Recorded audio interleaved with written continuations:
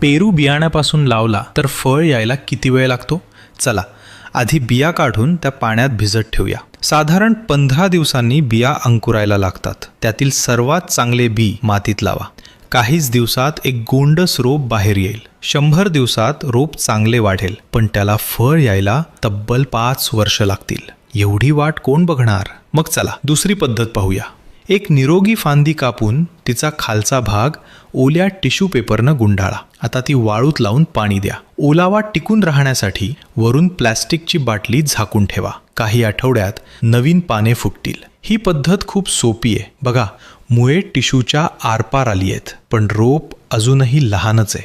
तुम्ही फांदीची साल काढून तिच्यावर पाण्याचा कपही बांधू शकता. साधारण 25 दिवसात मुळे येतात, पण ही मुळे थोडी कमकुवत असतात. आता पाहूया सर्वात उत्तम पद्धत, एअर लेअरिंग. एक चांगली फांदी निवडा आणि तिची साल गोलाकार थोडीशी काढा. त्या भागावर कोरफडीचा गर लावा. त्यामुळे मुळे लवकर फुटतात. नंतर थोड्या मातीत कोरफडीचा गर मिसळून प्लॅस्टिकमध्ये भरून तो त्या कापलेल्या भागाभोवती घट्ट बांधा. 30 दिवसांनी बघा किती छान मुळे आली आहेत. आता ती फांदी खालून कापून घ्या. तयार आहे तुमचे नवीन पेरूचे रोप. ते कुंडीत लावा आणि फक्त 1 ते 2 वर्षातच त्याला फळे यायला सुरुवात होईल.